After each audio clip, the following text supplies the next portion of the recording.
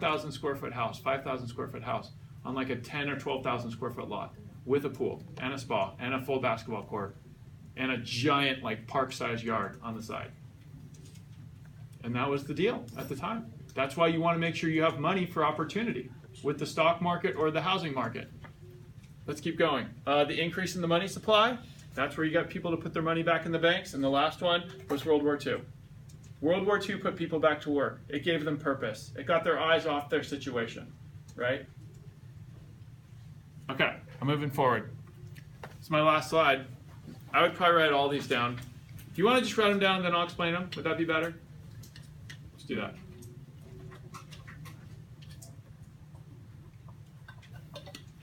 Is this interesting at all of you? One of you? Okay. So this is the practical side. You know, I want to make it short. I didn't want to make this like really long because you just, you know, we don't have a ton of time. I'm going to recommend that you never buy on margin.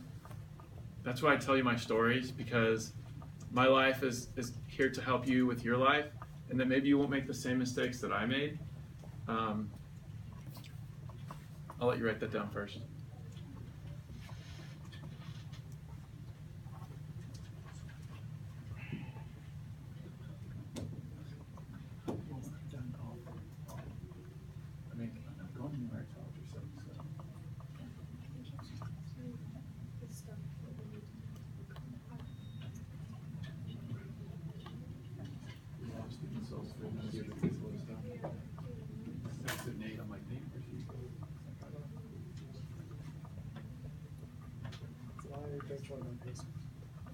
Yeah, so let me go through these. So the next one, number 2, is don't get greedy.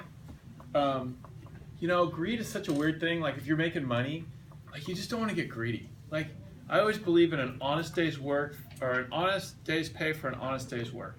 Like you show up, you get paid a good wage, and you go home.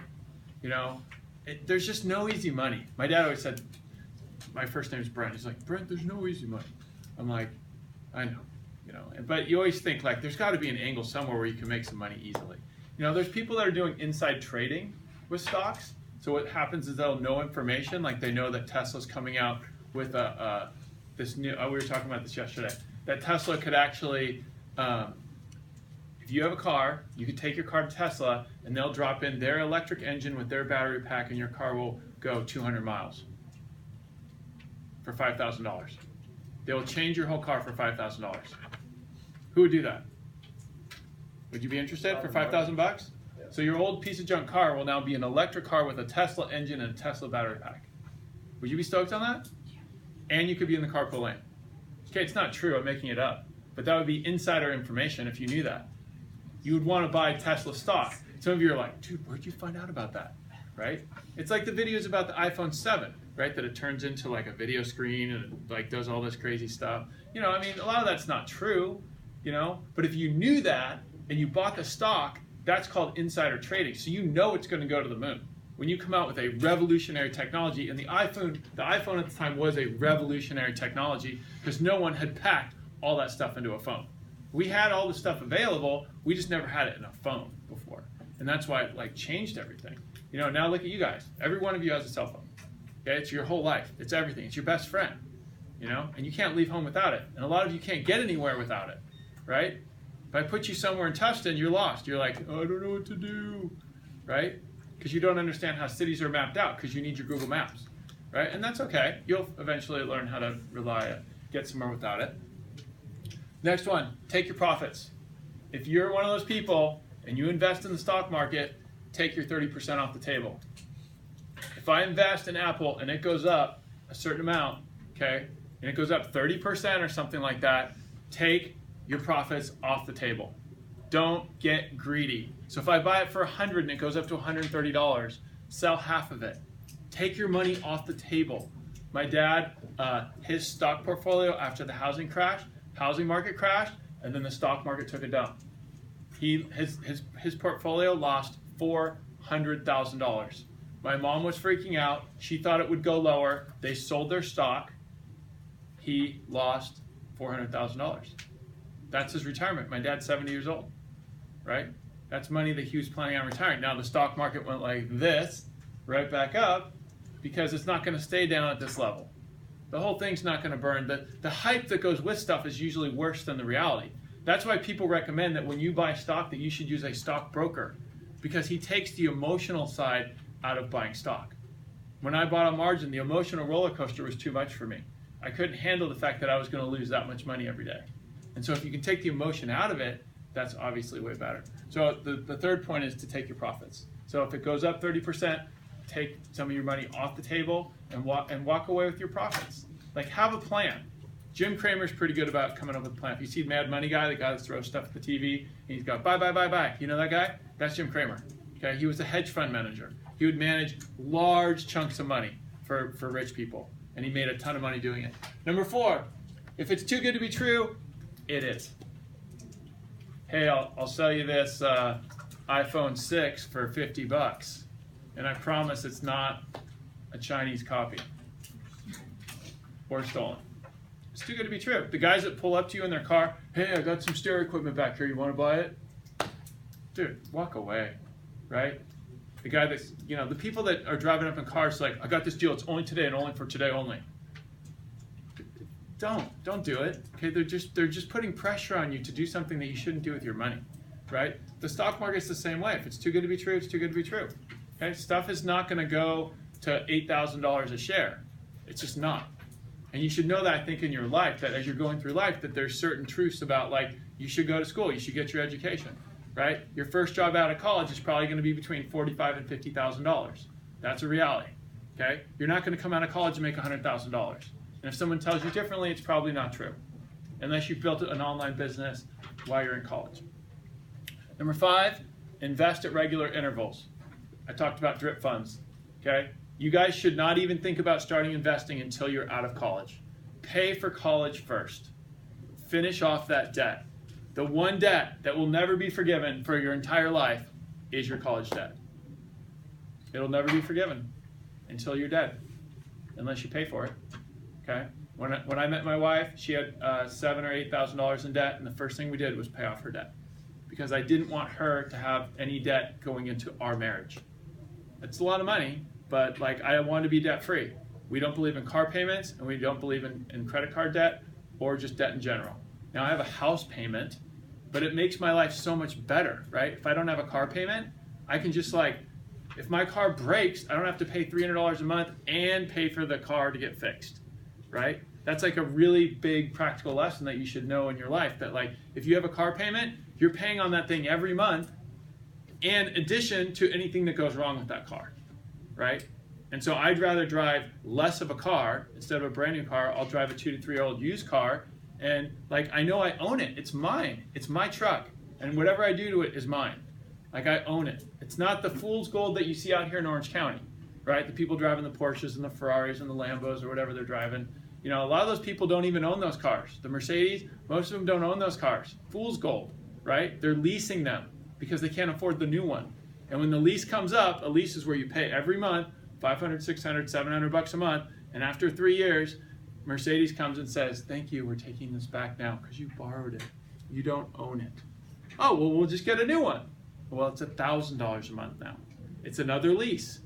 And so you lease. Now, Fiat, by the way, Fiat is making me think about leases differently.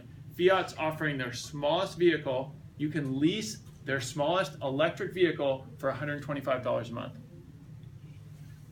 So my gas for my truck is probably like $100 a month.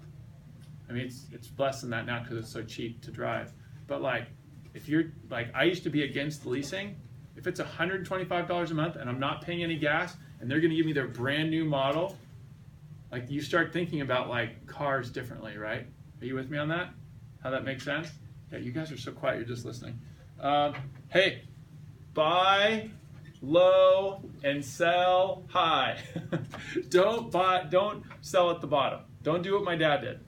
Okay? Don't freak out, right? That's why you pay people to manage your money if you have money in your life, right? This is like practical lesson number 1, right? My dad and I always joke because he always buys high and sells low. I'm like, oh, you're buying high and selling low. Yep, buying high and selling low. Well, how's that going for you? You're just constantly losing money, right? You don't want to do that. Okay, and one of you in your relationship, whoever you marry or whoever you're with, will have like the smarts or the wits to be like the non-emotional one, whether it's the guy or the girl. Okay? My wife is like the non-emotional one in our family. She doesn't have lots of highs and lows. She's just like even keel, right? She's just like steady. She's just not, I could tell her, we just won $1 million. She'd be like, awesome. I'd be like, yeah, you know. I'd be more like emotionally charged about it than she would, you know. And she's just like, well, you know, maybe we'll do that, maybe we will. Like, she's got a really good sense in buying houses. Like, my wife just knows what good deals are with houses. She's like a housing market genius. I don't know how she got that way, but she is. And she just really knows stuff about that. Avoid penny stocks. Tyler, this is for you. Some of you are like, oh my gosh, Mr. P, I can buy this stock for 1 penny. That's like I could buy 100 shares for $1. What a waste of your time. If it's a penny stock, it's not worth anything, and it's probably not going to go up that much anyways because it's a piece of junk stock. You're not going to make actual gains. Would you rather own Target or some like weird company that you've never heard of? Target, Disney, or some podunk stinking company that you're like, well, it's a penny. You get what you pay for, right? You want to get quality, you buy quality. Okay, don't waste your time with companies that are penny stocks. All my friends, when the stock market was going through the roof, they're like, oh, we'll buy the penny stocks. They go up relative to the size of the stock. So if it's a penny stock, it's not really worth anything. So it's going to go up, what, 3 pennies? So you've gone from 1 penny to 4 pennies. Yes, winning, right? I want things to go up in chunks of dollars. Like, I want my Apple stock to go up to $20. Is Apple going anywhere? No. Is Tesla going anywhere? No. Is Disney going anywhere? No. These are the companies you want to look at. Why did Disney this year, all of a sudden, Disney was like, Disney stock didn't go up with the release of Star Wars. Everybody was freaking out. They're like, they thought Disney was going to go to the moon. It didn't. Okay? They lost a ton of money this year in their television stuff. So they lost all this money. So yes, Star Wars did well, but they lost a lot of money in another division. Disney owns tons of stuff. And they just didn't make the money they thought they did, and their stock reflected it. You know, when you lose money, what happens, stocks are valued based on projections. They have 4 quarters. And what Apple says is, we're going to come out with an iPhone 7. We think we're going to sell 500 million phones. And if they sell 400 million phones, guess what? Their stock goes down. Because they didn't meet their goal. But wait, don't put your stuff away. I'm almost done. Buy what you know. No, don't move. Don't put your stuff away. Stop. I'm almost done. Because I want to answer your questions. Buy what you know. Buy what you know that's in your heart. If you know a lot about guitars, look at guitar companies.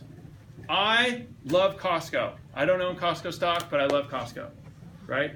And it's like such a great company. You talk to the people that work there. They love their jobs, right? You want to talk to people, you want to know about what you're buying, right? Don't just like throw a dart at the board and expect to like buy something that you're going to be like, oh, well, you know, this could go up and this is money I could lose and I don't care.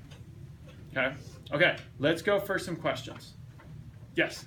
How's your brother doing with the house thing? Oh, you know what? He moved to Tennessee. Oh, Yeah, so he's renting a place in Tennessee and he's trying to buy a place there. Yeah. Wait. Quietly put your stuff away. Alexander. How did the gasoline bomb go?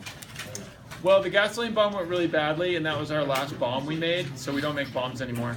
Yeah. Stop. Should I stop the video now? Yeah.